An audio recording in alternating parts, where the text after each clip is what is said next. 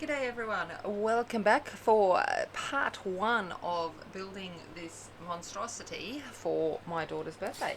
So what we're going to start with is getting the base layers and all ready for this album. Okay, so this album, when it's finished, will measure, it is 6 3/4 by 8.5, and it has a 3-inch spun. So that is what we will be making. Inside of that, it's got 3 pages. 1, 2, 3. Now these pages will lay reasonably flat because I've got a little 1/4 inch kind of hinge mechanism on the hinge, so that it gives a little bit extra movement for the pages, so that they have a little bit more ability to lay flat in the album.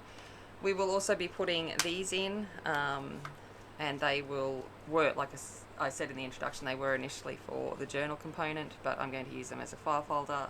I'm going to keep them in because it means that those things can go in and out and be replaced with other things, whatever may be in the future.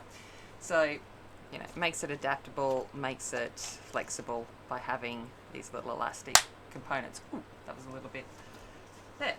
So that is what we're going to do. So the first parts we're going to do is the base pages, and we're going to put the base pages together, and then I'm going to build the pages that would be done from the scraps left over from those base pages and making it, because I'm always about trying to utilize everything we have. Now I've worked it out that without the little file folder inserts that we're going to put in at the end, it's about 16 12 by 12 pieces of cardstock. Mine is actually 12 by 12.5 because of the brand of cardstock I use. So the cardstock I use is by Kaiser Craft, and they have this little extra bit down the bottom, which is another 1/2 inch. So I utilize it. I'm not wasting that. So where I can, I use that, but that means I have an extra 1/2 inch. Do I think it's going to make any difference whether you've got a 12 or a 12.5 inch for this? No, not at all. As long as I don't think it'll change much at all. Okay, why I'm telling you all of this is because this is all the scraps I have left. Building that entire album. Now, these are all photo mat usable scraps. Okay, so I will use them for tags and photo mats and whatever else throughout the album, and that's basically it for the smaller pieces of scrap. So, not too bad if I do say so myself. And the reality is I'll probably end up making little tags and stuff out of these ones as well. But I just wanted to show you that I do try and think about things and designs to minimise the leftover. Alright, so what we're going to do, first things that we're going to do is, this is all me thinking about the base cost in Australian dollars for the album, just as a base, okay? Like I said, it's kind of, and I've kind of worked out that probably in papers, you'd need a 12 by 12 pack, like one stamp, like I'm thinking Stamperia, which is 10 double-sided sheets, a 12 by 12 pack, and an 8 by 8 pack, maybe. It's a bit hard, like I said, because I'm utilizing everything. I'm not really paying attention to what papers I'm using because I'm pulling it from everywhere. But I think that's probably what you could get away with, I think. The 12 by 12s is because I've got the big 12 by 12 cutouts. That's all. You could get away with probably, maybe 2.5 kind of thing of the 8 by 8s. I'm not sure. Anyway, so the page. This is what the page design is going to look like. So the main page is 6 1/4 by 8 1/4. 8 1/4 is the standard A4 size width in Australia. So like I said, it was all about journal design and paper, so that's why it's that size. But it works anyway.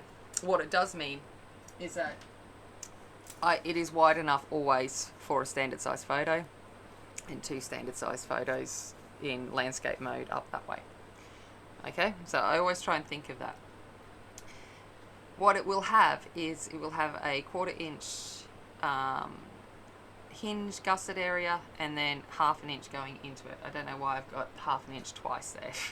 I don't know what my brain was thinking. So that ½ inch is actually going to go in.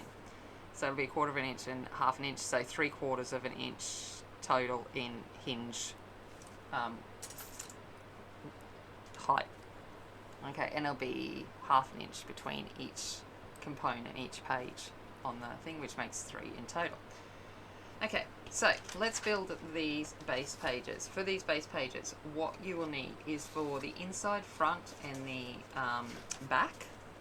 Okay, so the inside back and the inside front cover, you will need, I'm trying to find it because I've got them all in order.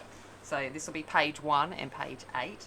You will need 6 1/4 by 8 1/4, standard page size. Okay, so just 2 of them. So that's what you'll need for that. Then for the actual movable pages, okay, there's 6 of them, and you will need 6 1/4 by 8 3/4. Okay, and that's because we're going to make a ½ inch fold or hinge that we can put these together, because we're going to make tunnel pages. Because I forgot to show you in the album, because I'm so good at doing this, is that in the album all of these pages have a pocket, and it's got an insert, so more room to put stuff. So it's got a 6 by 8 insert. So there, that, forgot to tell you that, using up scraps as well. Alright, so we'll need 6 of the 6 1/4 by 8 3/4. When you are done cutting them out from the leftover bits, you will be able to get 5 3/4 by 8 by 3, and these are the page inserts.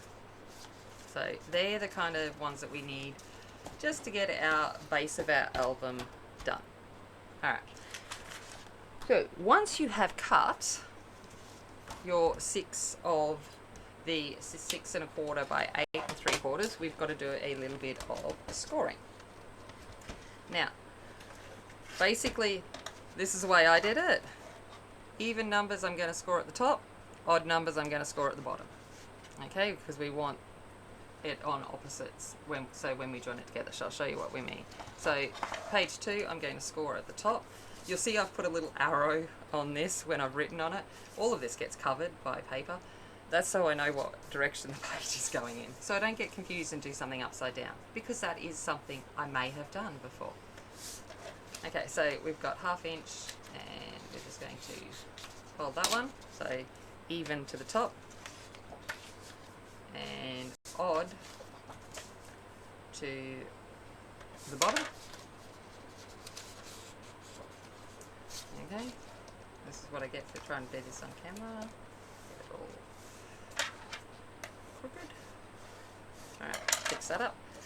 And then what will happen is when we put these together, so page 2 and page 3, we'll put them together and we make our little tunnel. So that will be eventually what we get to doing. But I'm going to build the pages before I put them in the book. Well, half build the pages before I put them in the book, because it makes it easier to build them outside of the book, because I don't really have much room on this little desk. So just again, page even numbers, we're going to go to the top of the page, ½ inch.